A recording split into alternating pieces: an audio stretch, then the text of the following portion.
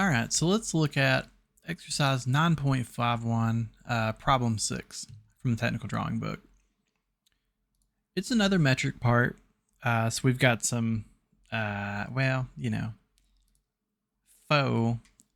metal sizes, but we're going to use these as a reference. 2.6 millimeter thickness, bend radius, and then a 1 millimeter seam size, as well as, the standard 0.44 K factor. So for this guy, it's a little more complicated. In the past ones we've done, it's just been a simple pair of lofts and cuts, and it's pretty easy to put together. But this one, we have this guy. We're simulating a T, essentially, like from piping. And, it's a lot of work. So we'll go ahead and dive into it. But as always, you have your DWF as reference, and you can compare the volumes to make sure that yours is correct. I'm just going to move that out of the way, move this here, and a little overview for what goes into this one. I mean, it is quite a bit more effort. So once it's together, it'll look like this. You have a nice little transition from here to here. And in order to get this cut right, there's really only one way to do it where it doesn't have some form of deformation. And really, it still does. If you look in here, you've kind of got like a very elongated edge. We're doing no cut normals, because if you did a cut normal, it would look even worse, and I'll probably show you here in a little bit. But essentially, you have to do an extrusion too in order to get this shape. So we've got the traditional lofted flange between, two profiles. Then we have to make a bunch of work geometry in order to essentially get a plane here and a plane here. And, from there, we just cut the shape of the other one into this. And basically doing that too, it cuts out that perfect shape. We can do the rip and unfold it. Now, naturally, because it's not cut normal, obviously it's not true to how it would look, but it's okay. And then for the side piece, it's very much the same concept. We have the portion that'll be cut through, and I do use for all the work geometry in both of these the sketch of essentially this. We've got the locations for all the planes and axes given, the sketch. We'll use it. The one difference is for what I'm doing today, we're doing a diameter 42 instead of 48, as you see on the original. So really, depending on how you feel about it, I would suggest just using the DWF as your design reference. So you've got 48 for the large diameter, 42 for the small. And you may be wondering, why did you change it? Well, that's because it is much harder to do both of them of 48. And honestly, I would say near impossible to do without some really big finagling. So we do 42 for your sake. So essentially, once you've got that, you can actually do a traditional cut with this part and cut off the round. And, that's pretty much it. So we'll go ahead and close this and open up some new part files and start working through it. It's going to be metric. I need to convert mine to sheet metal. And then we need to put on the sheet metal defaults.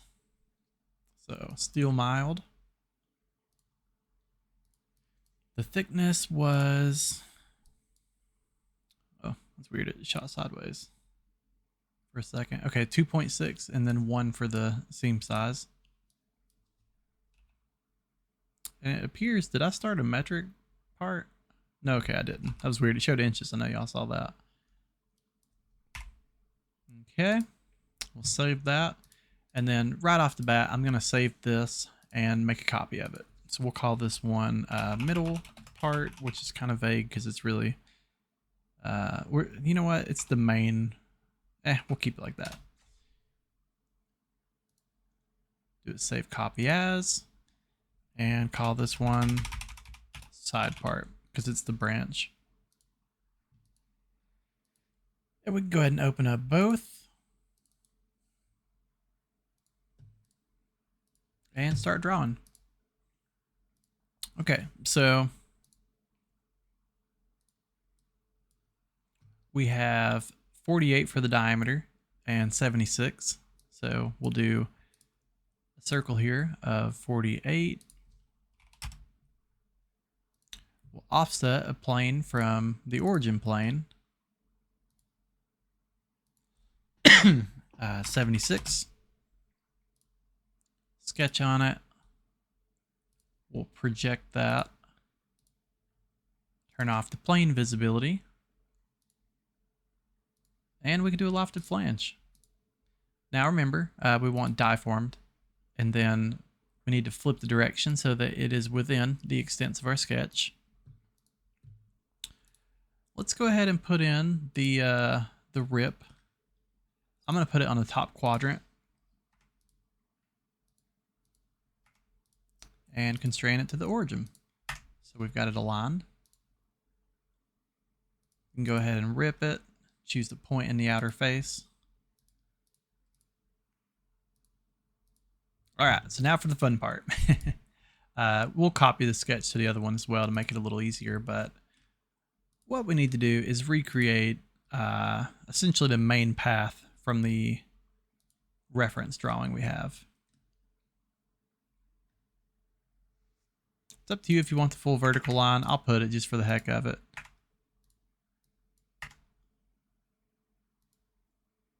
And then we need a line in this direction. And it is 45 degrees. And we need to locate this endpoint. It is 16. I'll constrain the endpoint to the line in the middle. And let's change these to make them a little more obvious. We'll make them construction lines. Debatably more obvious. I can see it better anyway. Okay, so from here, we need a length. And this is where it gets a little tricky.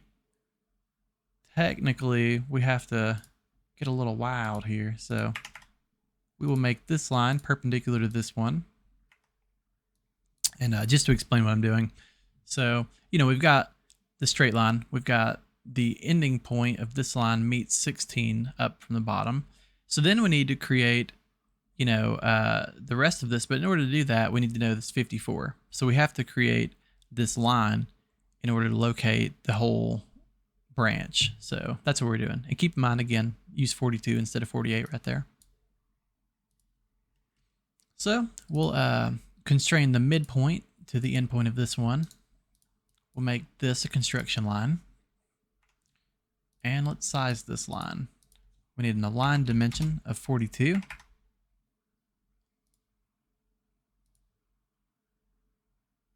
And I'm having problems getting it to snap, so I'm just going to draw a random line, and I'll make this one parallel to this one. Cool, okay. Make that construction. And what we need to do is project this outer edge. Make it coincident here. And then we can just dimension this line aligned and make it 54. All right, so now we've got it fully constrained, and with this we can pretty much get the ball rolling. So all of that just to find this very random value here for this line from here to here. Okay, so what we need to do is first let's make an axis, and we'll just click that line there. The axis is coming later for constraining, but it'd be nice to have along the way. So what we're going to try to do is create the plane for which to draw the circle on. And I'm kind of winging it here, to be honest. Let's see, if I were to choose that, what would it do? Okay, so how about we do this line, and does it give me an option to do an angle? No. Boo. There we go. So we'll choose, what did I do? The axis and that work point right there, which is not actually a work point, it's a sketch point, but we can draw on that.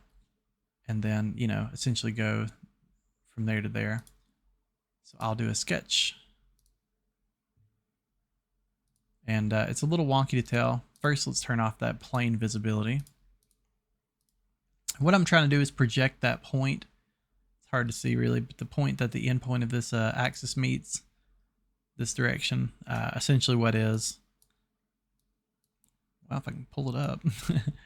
What essentially is this point here, or that point. We're just trying to get that origin for a circle to draw it on. So we've projected it, and Now we just need to draw on it. So, and the diameter is again 42 that we're going to use. So now you can kind of see a little more what I'm doing, and you can see that this line aligns to the quadrant, so we're on the right, pace right now. So we'll go ahead and do an extruded cut, and essentially what we need to do is a 2 option and choose the inside face. And then it's trying to create it, so I'm going to change it to cut. And we should be able to unfold it. Beautiful, lovely. It looks different on this one because I chose to do the seam over here, which I think works out a little bit better. If you were trying to roll that, it would be nice that way. All right, so let's go ahead and save this bad boy. And, I don't know because of how I drew it this time if we'll be able to reuse the sketch, but let's try. So this is our work feature sketch. So I'm going to copy it. And let's see if we can't paste it onto XY. I mean, so it didn't do everything, but not bad. We can definitely work with that. So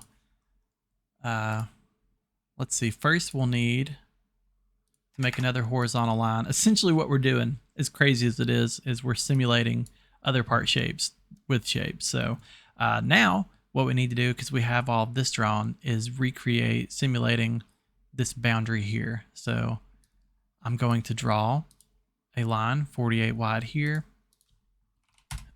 and center it up basically.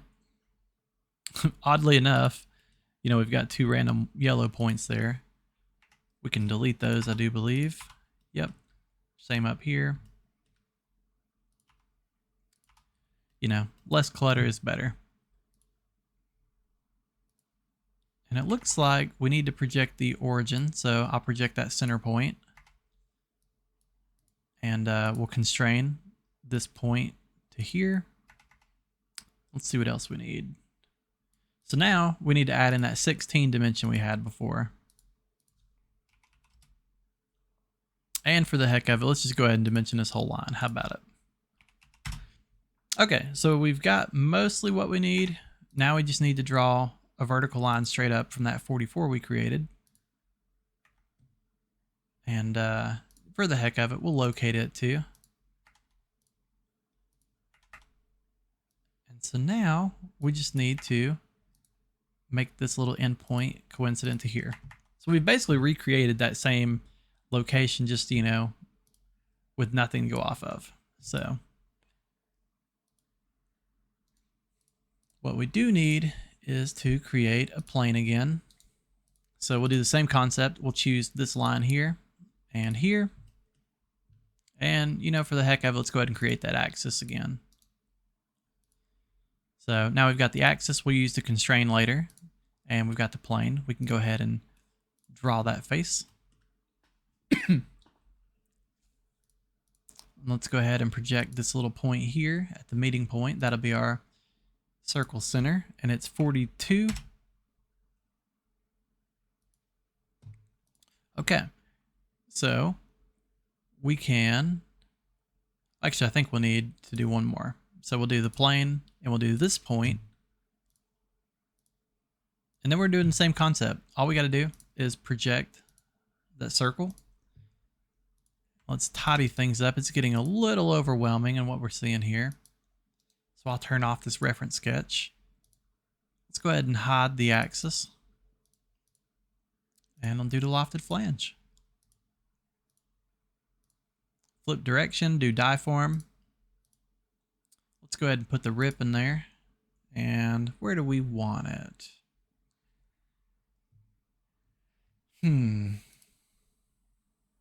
Let's just do it on the bottom.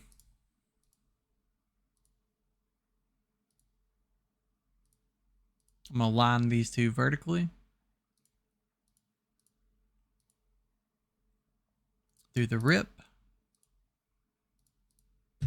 All right, so now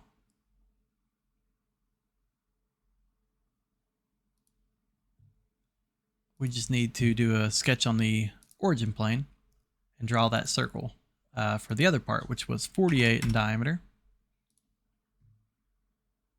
And we'll perform just a normal cut. When I say that, I mean a regular cut, not an actual cut normal. So we'll do all both ways. And then, you know, that's our guy. So let's go ahead and put this into an assembly and make sure it all lines up. I opened up the wrong one. We're looking for a metric assembly. We'll place both parts.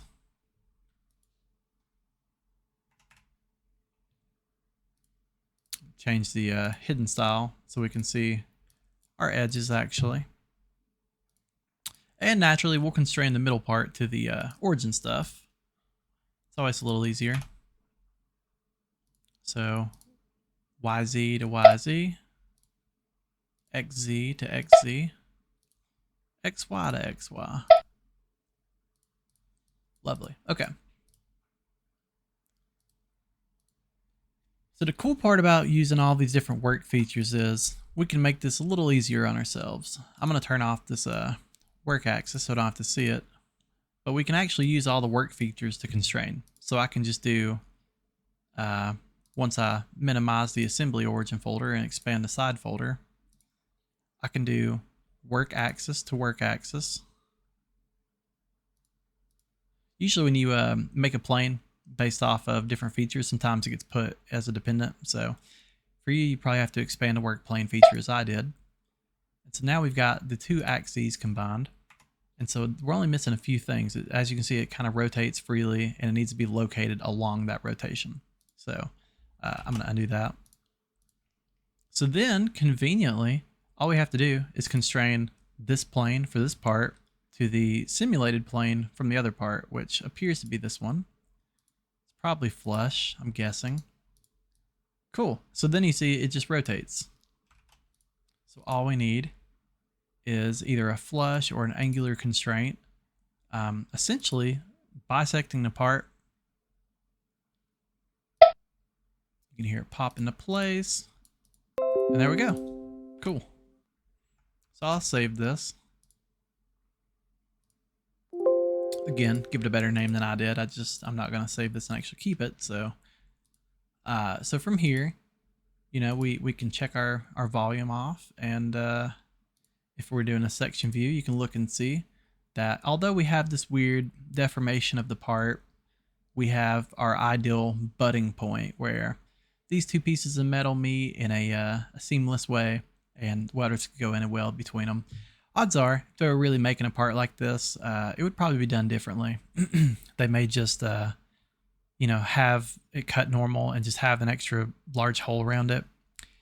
But for what we're doing, you know, in our perfect environment where we can make things 100% exact all the time, this is a lovely way to go about it. So this is what your goal part is. And honestly, I feel like considering all you've done to this point, we're not taking that much of a leap from where we have been. You know, the big premise is just creating that sketch that has all your reference information and then making the proper work features to get what you need. And, you know, that's really all there is to it. So if anybody has any questions at all about this, just let me know.